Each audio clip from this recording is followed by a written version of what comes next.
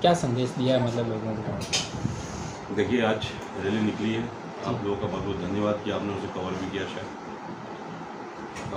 बहुत ज़बरदस्त रहा। कंपेयरिंग का सर्वे आया है कि हमसे बड़ी रैली नहीं हुई है, हमसे अच्छी रैली नहीं हुई है और हमसे ज़्यादा रास्ता, ज़्यादा एरिया कवर किसी ने नहीं किया। ये एक अच्छी बात है। दूसरी बात ये है कि ज़्यादा लोगों ने हमें बहुत हमारा स्वागत किया है, अभिनंदन किया है। ये बहुत अच्छी बात है कि लोगों में एक अच्छा मैसेज गया है। बहन जी ने जो कहा था कि दलित मुस्लिम करो विचार, कब तक सहोगे अत्याचार, वो सब चीज़ें सामने आई हैं। अब जो गठजोड़ हुआ है दलित का और मुस्लिम का, वो देखने सामने आएगा और इस बार आपको चांदनी चौक में अच्छा देखने के लिए मिलेगा, क्रांति आएगी।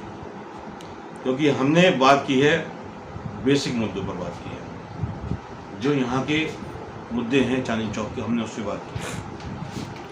बीजेपी की यहाँ जब ने रैली देखी है, वो श्री राम को लेकर के भजन बजा करके निकल रहे थे। उन्होंने एक भी बात विकास पर नहीं की, उन्होंने एक बात भी रोजगार पर नहीं की, एक बात भी उन्होंने रक्षा पे बात नहीं की, भारत देश के रक्षा कैसे होगी, क्या होगा, उससे बात नहीं की। उन्होंने एक बात भी महंगाई के ऊपर बात नहीं की, एक बार भी उन्होंने कोई ऐसी बात नहीं की जो सामाजिक मुद्दे हैं, जो यहाँ के मुद्दे हैं, बेसिक मुद्दे हैं, फंडामेंटल मुद्दे हैं, उनकी कोई बात नहीं की। सर देखिए सर, अभी हमने जो बात की है, सिर्फ शिक्षा पे बात की है, रोजगार पे बात की है, महंगाई पे बात की है, और जो यहाँ के मुद्दे हैं चांदनी चौक के, पानी की दिक्कतें हैं, टॉयलेट, जो स्लम इलाके हैं वहाँ टॉयलेट की दिक्कतें हैं, सफाई की दिक्कतें हैं, वहाँ लाइट की दिक्कतें हैं, वहाँ बहन बेटियों की इज्जत का खतरा है, किसी कभी भी डेथ हो सकती है। ऐसे जगह हम गए हैं और वहाँ पर इस तरीके से धांधली चल रही है पानी के ऊपर कि पानी के टैंकर से वाले पानी के पैसे लेते हैं वहाँ से, जबकि पाइप से पानी आ सकता है। और सबसे बड़ी बात यह है कि घर के बाहर मोटर लगा हुआ है, उससे टैंकर जोड़ दिया जाता है और वो उससे पानी खींचते हैं मोटर से, यानी उसकी लाइट भी खर्च हो रही है और पानी का पैसा भी दे रहा है। ये देखिए बहुत बड़ी बात है, बहुत बड़ी राजनीति है। दूसरी बात, झुग्गियों में चले जाएँ जहाँ पर कच्ची कॉलोनियाँ हैं, वहाँ पर टैंक खुले हुए हैं, समझिएगा, बदबू आ रही है, किस तरीके से लोग रहने पर मजबूर हैं। ये परेशानियां मैंने देखी, महसूस किया है, बड़ा दुख हुआ मुझे, बड़ा दुख हुआ ये सब चीज़ जान करके मुझे कि इन लोगों ने क्या हाल बना रखा है दिल्ली का। दिल्ली में चांदनी चौक मैंने देखा, पता नहीं कहाँ कहाँ ये हाल हुआ, कितनी परेशानी से लोग रह रहे हैं, कितनी दिक्कतों में लोग रह रहे हैं। आप लोगों का ही इशारा है, आप लोग मीडिया हैं, ये बातें पहुँचाइए अब उन तक। तो हमारे पास वीडियोज़ हैं, हमने सर्कुलेट भी की हैं, जो उनकी परेशानियाँ वो भी देखी हैं। रास्ते में पानी भरा हुआ है, वहाँ खड़े होकर के मैंने स्पीच दी है, वहाँ बताया लोगों कि भाई आप लोग अपनी परेशानी से बाहर आइए, अब मौका दीजिए, एक बार हाथी को आप वोट करिए, आप हाथी को बड़का बटन दबाइए, आप बहन जी को प्रधानमंत्री बनाइए, आप एक मौका तो दीजिए। आप सबको मौका दिए ना, एक मौका बहन जी को दे दें। जो उनकी भाषा शैली है, जो उनका तरीका है काम करने का, जो उनका विरोध करने का भी जो तरीका है, वो बहुत गजब का तरीका है। वो एक ऐसा तरीका है, संवैधानिक तरीका है। वो बात करती हैं तो लगता है कि हाँ कि एक तरीके से बात हो रही है, संवैधानिक तरीके से बात हो रही है, एक नेता बात कर रहा है। मैं तो फैन हूँ जी उनका। सर अब प्रचार थम गया है, आपका कारवा भी दिनों दिन बढ़ता जा रहा है, लेकिन अब सोशल मीडिया के माध्यम से क्या लोगों को संदेश दे सकते हैं लास्ट? देखिए, मैंने जो काम किया सोशल मीडिया पे ही काम किया, क्योंकि जो और भागर के सत्ता की मलाई खा रहे हैं, सत्ता की जो मलाई वो खा रहे हैं और उनकी जीभ चल रही है सिर्फ और सिर्फ सत्ता के लिए, सत्ता के लोगों के लिए। किस तरीके से बिक चुके हैं वो। FM रेडियो पे आप देखिएगा, हर एक गाने के अंदर 4 बार आपका विज्ञापन आता है वोटिंग का, और चुनाव आयोग इसके लिए कोई ध्यान नहीं दिया।